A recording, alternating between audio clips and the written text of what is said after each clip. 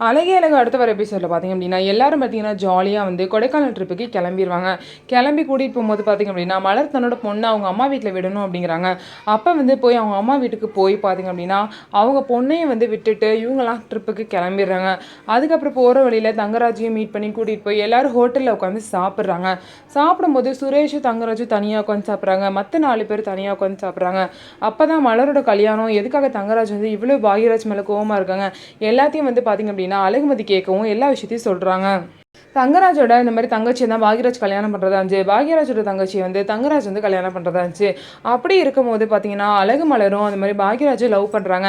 வீட்டில் சொல்லியும் வீட்டில் இதை யாருமே கண்டுக்கல. அதுக்கப்புறம் இவங்க 2 பேரும் கல்யாணம் பண்ணிக்கிட்டாங்க.